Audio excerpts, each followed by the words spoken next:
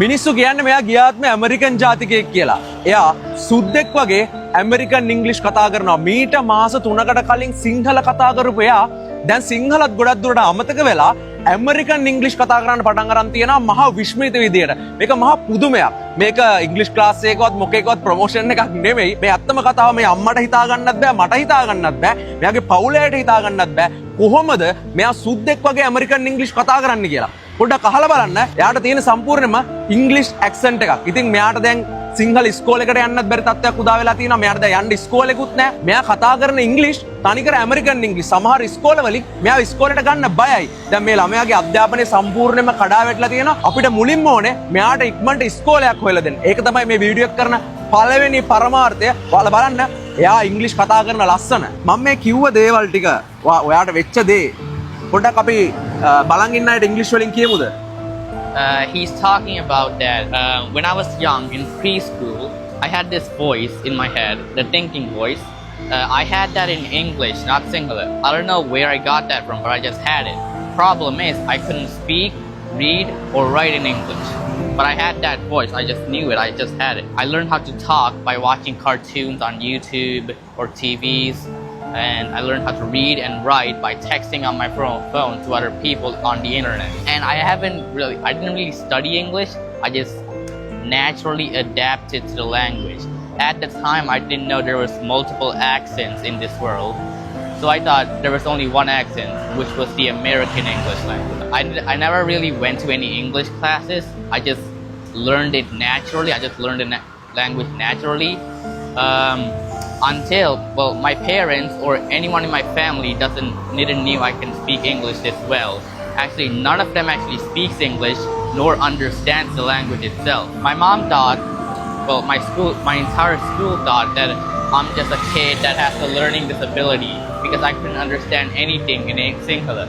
When my teachers are teaching me in Sinhala, I can't memorize the concept they're trying to teach me. But when they're teaching me in English, I can fully understand and memorize what they're trying to teach me, and I can get that knowledge.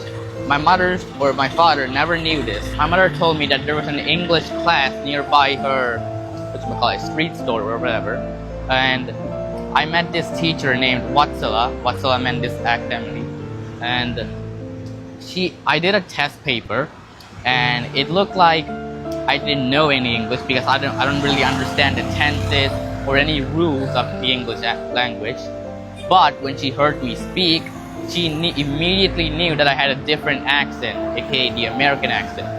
She told me that I'm the only person in this country that has this American accent, and no other person in this entire country of Sri Lanka actually have the American accent like me.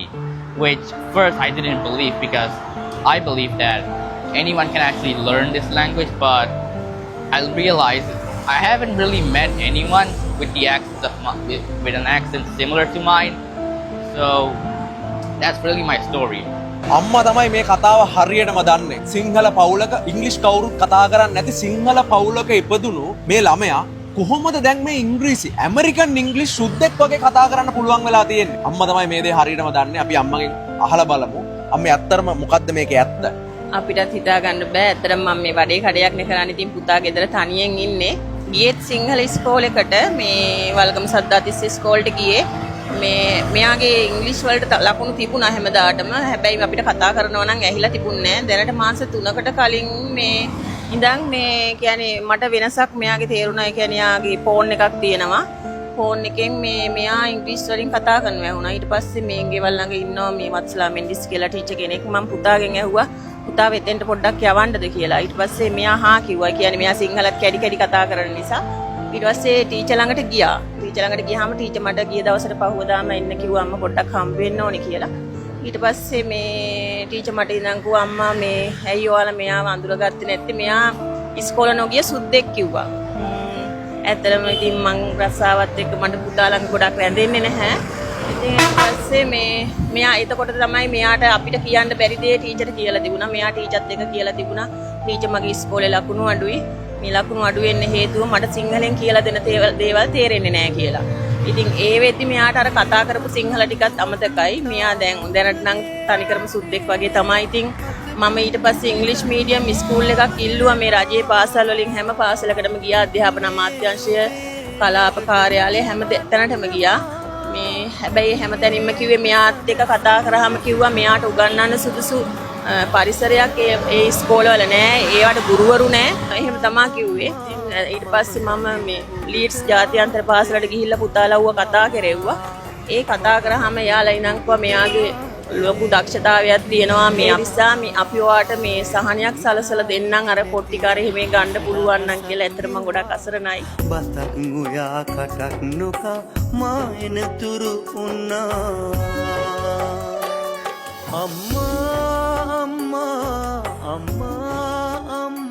ඇත්තටම කිව්වොත් මෙයාට සිංහල ඉස්කෝල එක ඉගෙන ගන්න බැරි තත්ත්වයක් උදා වෙලා තියෙන්නේ මෙයා ඇමරිකන් ඉංග්‍රීසි කතා කරන්නේ මෙයාට ඇක්සන්ට් එක තියෙන්නේ ඇමරිකන් ඉංග්‍රීසි ඒ හින්දා ඇත්තටම කිව්වොත් මෙයාගේ අම්මගේ ප්ලෑන් එක තියෙන්නේ මෙයාව කොහොම හරි මෙයාට මෙයාගේ ලැංග්වේජ් එකට සෙට් වෙන ලංකාවේ තියෙන හොඳ ස්කූල් එකකට දාන්න නමුත් එයාගේ සාමාන්‍යයෙන් ඔයාලට තේරෙන්නේ නැති එයාලගේ පවුල් පසුබිම ඒගොල්ලෝ ලොකු ෆැමිලි එකක් නෙමෙයි ගොඩක් සල්ලි තියෙන කට්ටිය නෙමෙයි ඉතින් ඒ හින්දා ලොකු ස්කූල් එකකට ඉංග්‍රීසි මීඩියම් ස්කූල් එකකට දාන්න ඒගොල්ලොන්ගේ ඒ වගේ පරිසරයක් නැහැ ඉතින් ඒක නිසාමයි ඔයාලගෙන් උදව්වක් ඉල්ලන්නේ මෙයාට ලොකු ටැලන්ට් එකක් තියෙනවා ඒ ටැලන්ට් එකෙන් මට හිතෙනවා ලොකු දෙයක් කරන්න පුළුවන් ඉතින් ඒ ටැලන්ට් එක වෙනුවෙන් මං හිතනවා ලංකාවේ ඉන්නවා ළමයින්ට උදව් කරන්න බලාගෙන ඉන්න පිරිසක් ඉන්නවා ළමයින්ට උදව් කරන්න පුළුවන් හැකියාව තියෙන අය ඉන්නවා සහ මේක බලනවා නම් ඒ වගේ ඕගොල්ලෝ මෙයාගේ ඇක්සන්ට් එකත් එක්ක මෙයා කතා කරන ඉංග්‍රීසි එක්ක ඔයාලගේ ස්කූල් එකට මෙයාව ගන්න පුළුවන් හැකියාවක් තියෙනවා නම් මෙයාට උගන්වන්න පුළුවන් ගුරුවරු ඉන්නවා නම් ඔයාලට පුළුවන් මෙයාට උදව් කරන්න ඇත්තටම මොකද ඒ වගේ ස්කූල් එකකට දාන ලොකු ගාණක් යනවා මුදලින් හරි උදව් කරන්න පුළුවන් කෙනෙක් ඉන්නවනම් මෙයාට උදව් කරන්න පුළුවන් ඔයාලට දැන් ඉස්කෝලේ යන්න නැතුව මේ දවස් ටිකේ ගෙදර හරි පාළුවෙන් ඇත්තේ ඉස්කෝලේ යන්න ඕනේ නේ අපි ඉංග්‍රීසි වලින්ම කියමු ඔයාලට පුළුවන් විදියට Yeah, I feel like I'm in a void or something. At home it's just boring. Me and my mom keep going on interviews and they just keep rejecting us because they don't have the teachers on my level to actually teach me anything. They don't understand as much English as I do. මෙයාගේ අම්මා ජනාධිපති මන්දිරයට අධ්‍යාපන අමාත්‍යාංශයට කියන්න පුළුවන් හැම තැනකටම ගිහිල්ලා කියනවා. ඉතින් හැමදාම කොළඹ යනවා. මේ කඩේ කරන ගමන්ම මේ හැම දෙයක්ම කරන්නේ මේ ළමයාව ඉස්කෝලේකට දාගන්න. ඇයි ටැලන්ට් එකක් තියෙන කෙනෙක්ට ලංකාවේ තැනක් නැත්තේ? ඇයි කාටවත් අවස්ථාවක් දෙන්න බැරි? ඒක තමයි තියෙන ප්‍රශ්නේ. මේ වගේ ටැලන්ට් එකක් තියෙන කෙනෙක් හම්බෙන්නේ අපිට ලක්ෂකින් එක්කෙනෙක් වගේ, ලක්ෂ 10කින් එක්කෙනෙක් වගේ. ඉතින් මේ වගේ ටැලන්ට් එකක් තියෙන කෙනෙක්ට chance එකක් දෙන්න ලංකාවේ කෙනෙක් නැද්ද? අනේ මේ දක්ෂ කොල්ලට උදව් කරන්න කියලා තමයි මගේ මේ ඉල්ලීම. පුළුවන් තරම් ආයෙ මේක ෂෙයා කරන්න, මේ වීඩියෝ එක ෂෙයා කරලා පුළුවන් තරම් මේ ළමයාට උදව් කරන්න. ඔයාලට තේරෙනවාගේ හැකියාව තනිකර සුද්දෙක් වටනත් තේරෙන විදියට නේද? Yeah. People call me that. ඔව් අපි මේ පෙන්නමු දැන් ඇත්තම කිව්වොත් එහෙම මෙයාගේ මේ ලොකු කමකටවත් කිසිම දෙයකට නෙමෙයි මෙයාට සිංහල කියවන්න පොඩ්ඩක් අමාරුයි. අපි මුලින්ම සිංහල කියමු. හීන් සැරේ. මොකද? විශ්ව සාහිත්‍යය විශ්ව සාහිත්‍යය රසවත් කරන අපේ සාහිත්‍යය ඇති අමාරුයි. අපි ඉංග්ලිෂ් වලින් කියවලා බලමු කොහොමද පුළුවන් කියලා. Okay. If you're reading this book, it is because at some point you have worried or are currently worried about money. Talking about money, even if you have it, it is curious taboo. We rarely have open and honest conversations about our spending and saving habits. ඇති People say.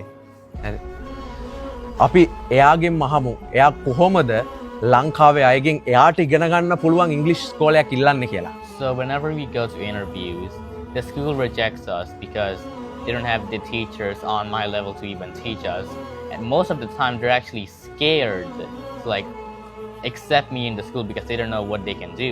When I was like little, I didn't talk to much people back then. I was scared to talk. It's not that I was scared to talk because it's not that I was scared to talk, but I couldn't really talk as good as them. They don't understand me. So I just stayed silent and observed. I listened, but still I couldn't get anything out of that. People used to call me Golua because I don't really talk much. They used to bully me because I don't really understand much Sinhala. Whenever me and my mom go to interviews in school or applications, whatever, etc., the school keeps rejecting us because they're either too scared to accept me because they don't know what to do with me, and they think it will ruin their reputation or something. And some schools say, we don't have the teachers on your level to teach you, so no. Like the big English school, the big English medium schools require a lot of money. My background family, my family can't really support that type of schools, like help me like get on those schools because they don't have the current money. Because they don't have money currently. My mom works at street foods. She sells street foods. My father works nation work.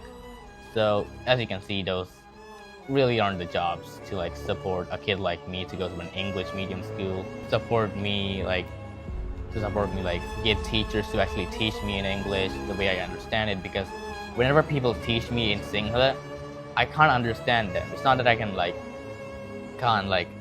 don't have communication. It's that I can't memorize or understand the concept they're trying to teach me. So I still believe good people in this world are alive. I believe good people in this world are there. If anyone watching this can support us, please do. I would really appreciate it. What is your dream? I wish to like have an average life. Maybe like as a job, I think a lawyer would do, because I think I have decent argumentation when debating. I like debating. I'm very interested in philosophy. වෙන ළමයි ඉංග්‍රීසි කතා කරද්දී අම්මලාට මාර සතුටුයි. නමුත් මේ ළමයා ඉංග්‍රීසි කතා කරන එක මේ අම්මට ලොකු ප්‍රශ්නයක් වෙලා තියෙන. ලොකු දුකක ඉන්නේ. මේ රටේ ප්‍රශ්න නිසා, මේ රටේ තියෙන තත්ත්ව නිසා අපි පොඩ්ඩක් ඒක ගැන කියමු. දැන් පුතා ගොඩක්ම දක්ෂතාවයක් තියෙනවානේ. ඉතින් ඒ හින්දා මම යන්න තියෙන හැමතැනටම ගියා දරුවට ඉස්කෝලයක් ඉල්ලන්න. ඉස්කෝලෙන් මෙයා කතා කරන විදිහට එයාලා හිතන්නේ එයාලට මෙයා එක කතා කරන්න බැරි තත්ත්වයක්ද මට තේරෙන්නේ නැහැ කියලා. කිසි කෙනෙක් කැමති වුණේ නැහැ ළමයා ඉස්කෝලේට ගන්න. ඊට පස්සේ මම ගෙදර ඉන්නේ. ඔව් දැන් මාස 3ක් වෙනවා ගෙදර ඉන්නේ. මම ජනාධිපති මන්දිරයට පවා ගියා. ඒ ගිහිල්ලා ඉතින් මෙයා කතා කළා. එතෙන්දිත් එයාලා නිකන් අර හැමෝම කලේ අපිව රවට්ටපු එක. අද ඉස්කෝලයක් දෙනවා, හෙට ඉස්කෝලයක් දෙනවා කියලා. ඊට පස්සේ මම අධ්‍යාපන කාර්යාලයට ගියා ඉසුරුපායට. ඉසුරුපායට ගියාම මෙතෙන්දි කිව්වේ මේ අපිට එහෙම කරන්න තත්ත්වයක් නැහැ. දැන් ඇවිල්ලා තියෙන මේ චක්‍රලේඛය අනුව අපිට එහෙම ඉස්කෝලයක් දෙන්න බෑ කියලා තමයි කිව්වේ. ඉතින් මට මේ වෙලාවේ ඉතින් මෙයාගේ තියෙන ඇත්තටම ලොකු දක්ෂකමක් තියෙනවා මට දරුවගේ පේනවා. ඇත්තටම මට ගොඩක් දුකයි මට මේ හැකියාවක් නැහැ ඉන්ටර්නැෂනල් ස්කූල් එකකට දරුවා දාගන්න. වඩන්නවා අපිට මේ වීඩියෝ එකෙන් පස්සේ ගොඩක් වෙලාවට අම්මේ පුළුවන් වෙයි. මමත් පුළුවන් විදිහට මගේ තියෙන කන්ටැක්ට්ස් වලින් මම කියන්නම්. සහ මේ වීඩියෝ එක බලන අය අනිවාර්යෙන් මේ වීඩියෝ එක ෂෙයා කරන්න. මේ වීඩියෝ එකෙන් මේ ළමයාගේ ජීවිතේ ගොඩ දාන්න ඕනේ අපි. මෙච්චර කාලෙකට මම ඉල්ලපු හැම උදව්වක්ම මගේ වීඩියෝ බලන අය මට කරලා තියෙනවා. ඔයාලට පුළුවන් මේ නම්බර් එකෙන් ඒ අම්මව කන්ටැක්ට් කරගන්න, කතා කරලා ඒ ළමයාට මුදලින්ද නැත්නම් ඉස්කෝලේකට යන්න, නැත්නම් ඉස්කෝලේක ඉන්න කෙනෙක් නම් ප්‍රින්සිපල් කෙනෙක් නම් ඒ වගේ මෙයාට ඉගෙන ගන්න පුළුවන් තත්ත්වයක් තියෙන ලංකාවේ හොඳ ඉස්කෝලේක, හොඳ ඉංග්‍රීසි ඉස්කෝලේක ප්‍රින්සිපල් කෙනෙක් නම් ඔයාලට පුළුවන් කතා කරලා මේ ළමයාට උදව් කරන්න. ලංකාවේ ඕන තරම් මෙයාට උදව් කරන්න පුළුවන් අය ඉන්නවා. නැත්නම් රජයේ පැත්තෙන්ද ඕන පැත්තකින් පුළුවන් නම් මේ ළමයාගේ ජීවිතය ගොඩ දාන්න උදව් කරන්න. ඒක තමයි මේ ඉල්ලීම. මීට වඩා මේ අම්මත් එක්ක කතා කරන්න. මේ අම්මගේ මේ දවස් කීපය මේ මාස 3ම මේ කඳුළුත් එක්ක දුකත් එක්ක මෙච්චර ලොකු ටැලන්ට් එකක් තියෙන ළමෙක්ව ලංකාවේ මිනිස්සුන්ට ගොඩ දාන්න බැරි නම් ඇත්තම කිව්වොත් හරි පව්.